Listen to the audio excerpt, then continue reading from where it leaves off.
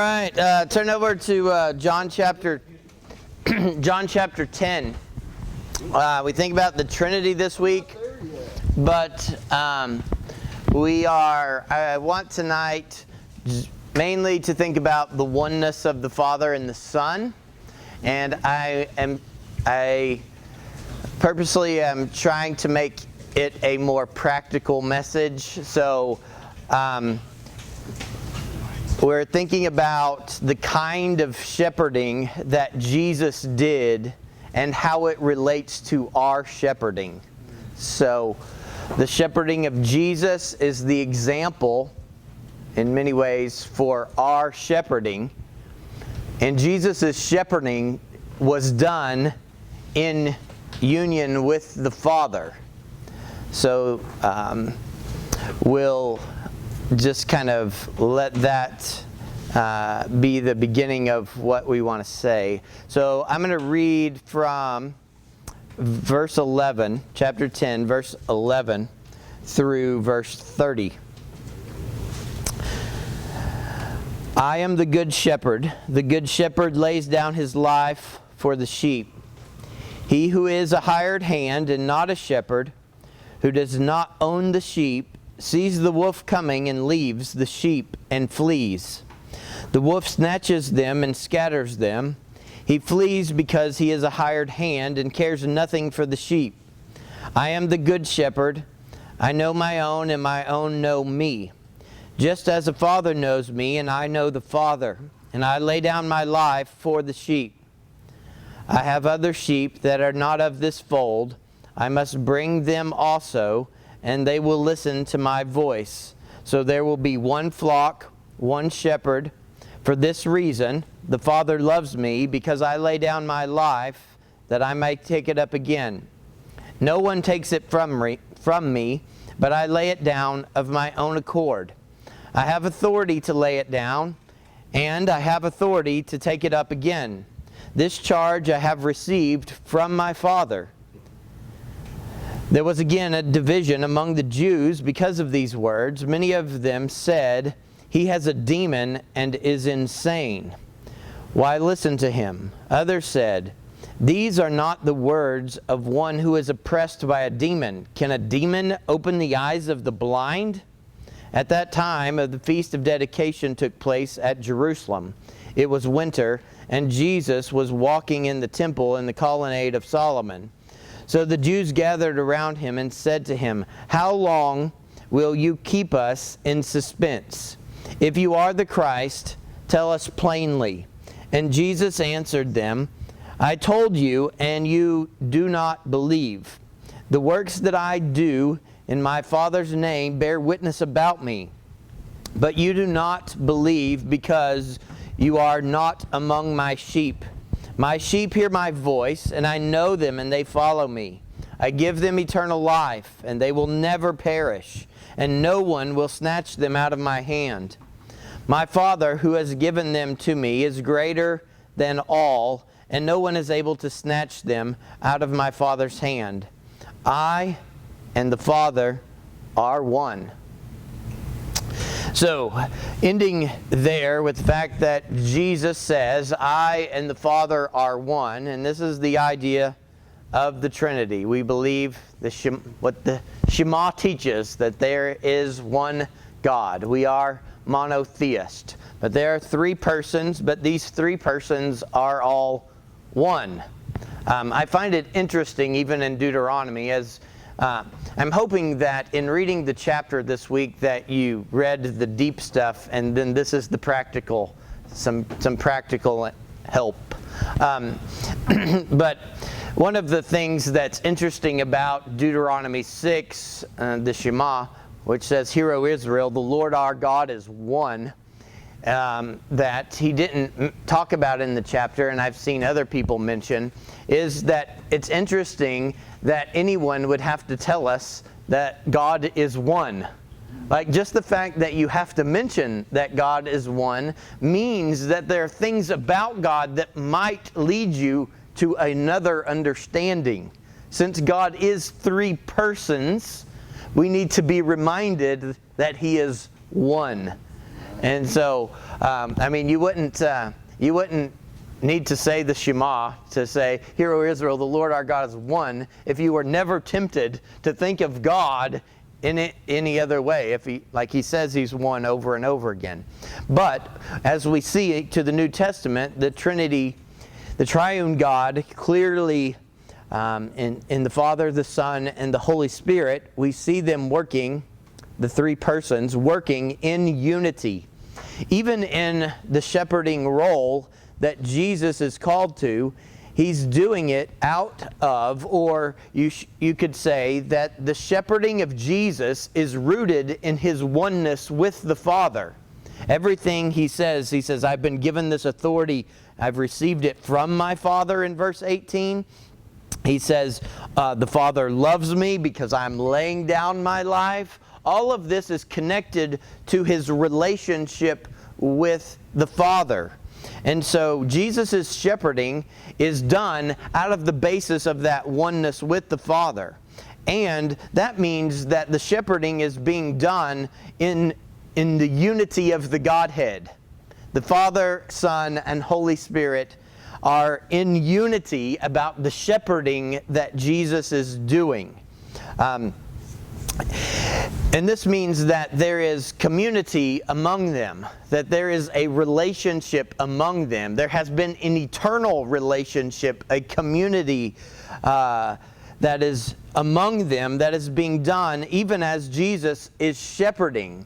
And so I would take that idea that Jesus' shepherding is done in the midst of a perfect community relationship with the Triune God and apply that to our lives, that we are best shepherds when we are following the example of Jesus, and we shepherd best when we are shepherding in community, in relationship. And this is why we have the church. We are better shepherds when we do it together. We are better shepherds when we live in community with one another, in unity, and serving the Lord, glorifying God in that way. Jesus' shepherding was done in perfect community of the Trinity, and our shepherding, following His example, should be done in that kind of framework, that we need community as men, as believers, to follow in the example of Christ. So Jesus' shepherding is to save and keep us. This is so it's rooted in the Trinity, but now let's look specifically at what Jesus did in His shepherding. And because what Jesus did in His shepherding is what we ought to do in ours. So Jesus' shepherding was to save us and to keep us. So God in Christ works for our salvation. Jesus says He's laying down His life, so He is working for salvation. So that means that all of us as shepherds, of whatever role that we are over, if God has given you a family, then He has given you the role of a shepherd, and you are to work for the salvation of your family. Yes, we understand that only God saves. But as under shepherds, He has given us that role, that all that we ought to be about is working for the salvation of our children, of our wives, as Paul says, washing her with the Word. So work for salvation, because that is what Jesus does. But also, Jesus works in constant shepherding, regular shepherding, in sanctifying ways. It isn't just that He works to save us and that is the end of it. He continues in this shepherding process. A shepherd doesn't, the idea of a shepherd isn't that you just become the shepherd of the sheep and that's all you do. Now you're the shepherd. Great, okay. It's a regular, ongoing, everyday task of dealing with the sheep. And whoever you your family, your people that you care about, that you want to see saved. It's an everyday task being involved in their lives. People you work with, you can, in essence, be a shepherd to them and lead them to Jesus. And then even afterward, to continue the discipleship process is to follow the example of Jesus in shepherding. And verse, that's verse 11. He says, I am the good shepherd. Of course, Jesus is the good shepherd, and we are just the peon shepherds, the under shepherds. Of course, he does all the work, but we're to follow in his example. In verse 14, we see that God works to know his sheep. He says, just as the Father knows me, and I know, verse 14, I am the good shepherd. I know my own, and my own know me. In the sanctifying process, God knows us. He knows us in a way that is better than we know ourselves.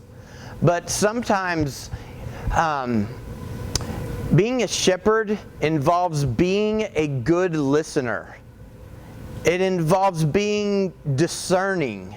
It involves being able to know those you are shepherding and to grow in your knowledge of who you are shepherding.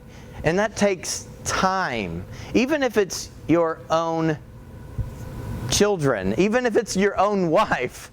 Like when you first got married, you thought you knew your wife. And then 10 years later, you're like, man, I didn't really know her at all. Now I know her. And you're like, if I would have known all this, I still would have done it, right? You grow in your knowledge, but it's that knowledge that you now have that makes you a better shepherd of her. When you know her heart, and that's the whole point of Jesus knows us, and therefore he knows exactly what to do and when to do it for what is best for us. And so when we follow that example, we ought to be thinking, dads, what is the spiritual weakness of each one of your individual children? What do you, in their personality, what are long-term things you know, man, I've got to work on this with this one. Now this one's got that down, but this one has a different weakness. And you ought to be seeking to answer, to evaluate and discern those things as their shepherd. You want to know them, so you're asking, what is their weakness? But also, what is their strength? How can you help them navigate to how God might use their giftedness for his glory in the future? And you can kind of point them off as you launch those arrows into the world. You can kind of give them some direction with how you've seen God use them. And so you seek to know them. And to know them, you got to spend time with them. Like too many dads are just like, not spending time with their children. Right. Like you have to just spend time together, work together, play games together, go outside and do stuff.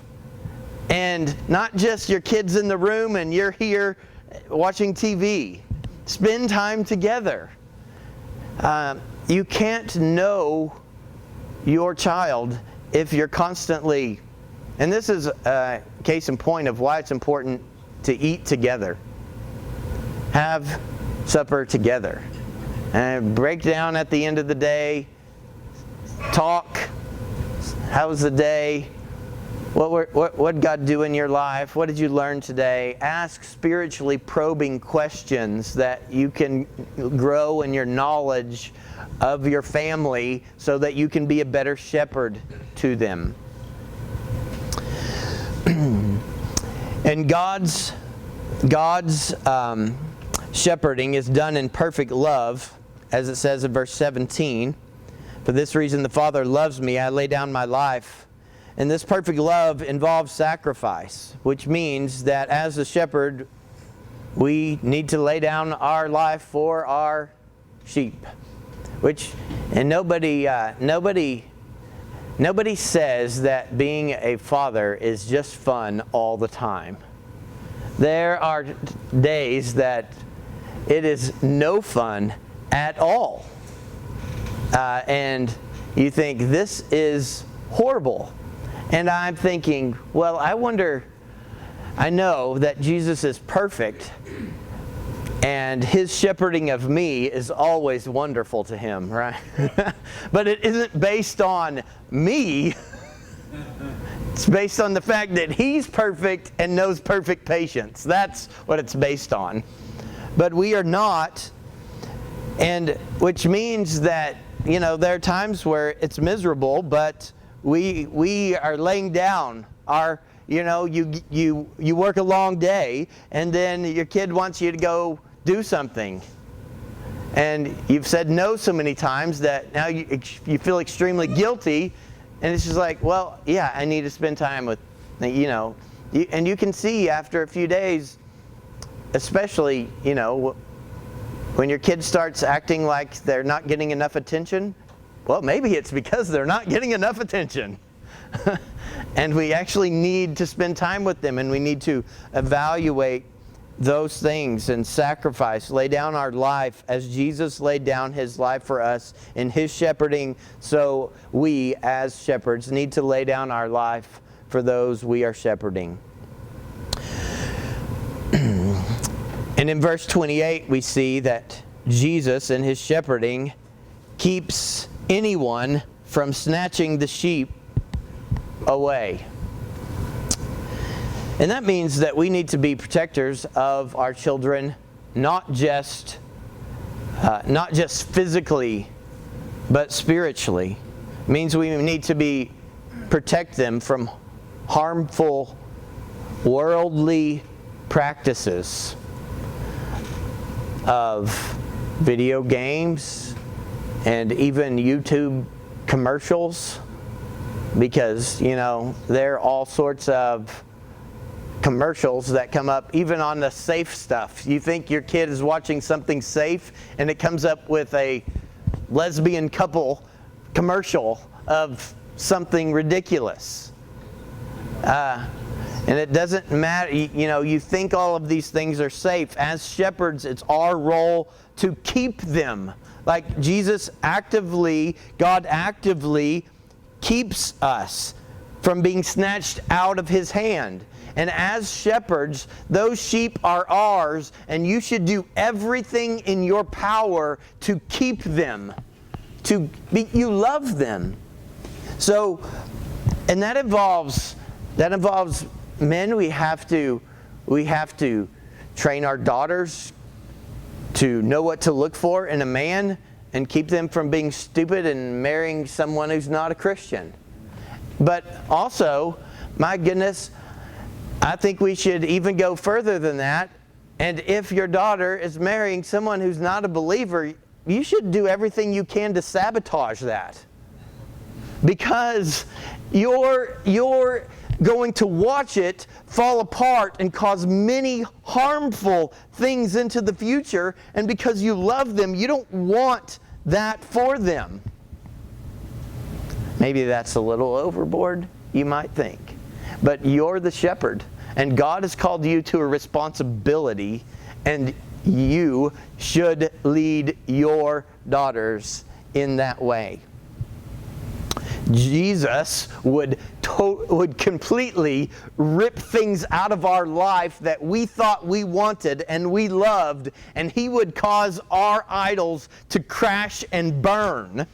And so, as Jesus does that in our life for our good and sanctifying process, then we should be okay with doing that to the sheep under us, especially our own family. And sitting back and watching the consequence of them losing an idol and being there while they go through that, so that we can guide them back to the truth. So, then Jesus addresses, back over in, he addresses false shepherds. So don't be false shepherds. He addresses this over in verse 12. He who is a hired hand and not a shepherd, who does not own the sheep, sees the wolf coming and leaves the sheep and flees. The wolf snatches them and scatters them. He flees because he is a hired hand and cares nothing for the sheep. So I just want to take that section right there and make a few points about false shepherds or bad shepherds. Jesus is not like any of this. He is the good shepherd. But we fail, and here's some ways that we need to be on guard in our life not to fail as shepherds in these particular areas. And the first one I would say is, it says hired hand 2 times. And what is a hired hand? A hired hand is somebody who's doing what he's doing for the money. And it's easy to be a shepherd who just chases money. It's easy to be a shepherd that goes after, spends all its time saying, well, I just need to be able to buy my kids big toys. As long as we can have big vacations, they'll be awesome. As long as they can have, you think you're buying their love by being able to get them all this stuff, but you're always chasing money, working constant overtime, never spending time, never home for dinner to sit and listen to the hearts of your children and have that discussion. And so you can't be a good shepherd because, man, time flies and you turn around and you're like, I don't even know my kid. And then you find your kid doing stuff and you realize, like, how did that happen? Well, there were signs all along the way. But you didn't take time to know them. And if you're chasing too much work, then you can't be a good shepherd. Another thing it implies here is passivity. It implies that it tells us the reason the shepherd isn't doing what he's doing is a hired hand. But the thing is, the shepherd's just not doing what he was supposed to be doing. And the idea is that the shepherd was passive to begin with. When it came time to do something, he was just simply passive and letting things go, like Adam was in the Garden of Eden. The reason that Eve sinned is because Adam was not leading her, was standing back, being passive, watching her sin, and then watching her reaction, and then going, oh, okay. He was not doing what a man should do. He was not shepherding his wife. And Jesus is the exact opposite of that. He does not passively stand back and watch. He interferes. He sees our temptation, our sin, and shepherds us the way he should. So we need to be careful about just being passive. And I mean that every one of us struggle with doing this. You may say, well, I'm not very passive. Well, at the end of a work day, when you get home and your kids are doing things that you know they're doing wrong and you just don't feel like correcting it, that's one step toward passivity. You just let it go, and then it builds a pattern in their life over doing something they shouldn't do, and without correction. It's easy to be passive. You can you can just do it because you're tired. You can just do it because you don't want to get involved, or you can just go into passivity by the fact, like, well, I tried to do something last time and it just caused a fight with the wife, and then it's just better if I don't get involved, and then over time, then you're not involved. And being a good shepherd takes time and working with your wife. So we can be passive, we can be money chasers, but also we can just be the ones who run away. It says they flee, they leave. When things are going good, they're there. As soon as there's trouble, we leave. And this is the problem in our culture of what men are doing. Men are just leavers. They know how to be egg donors and get children going, but not to be there. And so many kids grow up without fathers, and there are so many consequences to that. And the opposite is true. To be a father and be involved in your children's life has so many rich blessings that you can't even count them all. They're endless lifetime blessings that cannot be replaced any other way. And this we see in Jesus' shepherding of us. Endless lifetime eternal blessings because Jesus is the good shepherd. And when we shepherd rightly, it produces lifetime blessings for those we shepherd. And notice, sometimes men, part of our passivity issue is that, and the reason we would run away is because our culture looks down on authority figures. Our culture, authority is falling apart. This is why the police aren't respected, why no one even cares anymore to respect the office of president. The idea of authority has just went downhill, and people don't respect authority. But you see that Jesus, in his shepherding, is doing what he is doing, and he says here at the end of verse 18, he says, I have authority to lay it down, and I have authority to take it up. This charge I have received from my Father. Jesus is shepherding because he has been given this authority by the Father. And if you have a family, you have been given the authority, you're commanded to be the leader of your family. You are commanded in Deuteronomy 6 to lead your family spiritually, to talk to your children in the morning, in the middle of the day, and at night. You're commanded to do those things, but you have been given the backing of God to do it. Like, if no one else has your back, God does. You have the authority and the mandate to do this.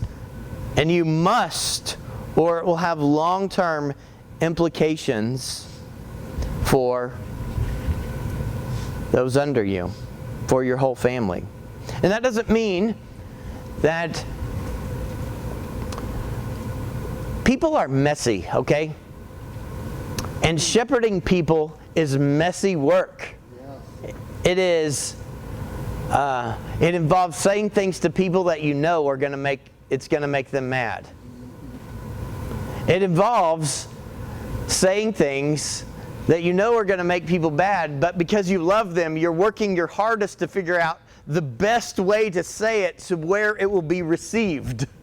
Like, you don't want to just make them mad, but you know it's probably going to, but you want to work because you want to know their heart and maybe use an illustration, a story. You're thinking, because of your love for them, how best to bring it in and the right timing to bring it in. You're looking for all of these things. And so, you didn't come to where you are in your walk with God in a short amount of time, in an overnight thing. And too many times in our shepherding, we become sometimes more like sergeants It's like, well, here it is. I expect you to learn it the first time. Well, you didn't learn nothing the first time. God was patient with you. And not only did He sometimes teach us with words, but it took an experience, or it took us testing the bounds and then seeing the consequences to go, oh yeah, He was right. And part of shepherding is doing that as well. Saying, okay, here's the words, then let the consequences sink in. Don't pull the consequences back too quickly because you want to make sure they get the point. So all of this, a lot of discernment has to go into shepherding, and we see that this is what Jesus does. And all of this together, and what Jesus does, is rooted in I and the Father are one. Not that we are one with God in the same way, not that we are one with the Father in the same way that Jesus is one with the Father, but your personal walk with God has to be a good relationship in order for you to make these discerning things and to be the kind of shepherd that you need to be. And so our walk with God has to be a priority. And I know that you are here, so it is to you. And it has to continue to be all our life. So hopefully the idea of Jesus as shepherding of us, we can see how it guides our shepherding as well. And there are many other applications or implications that could be made here, but those are some.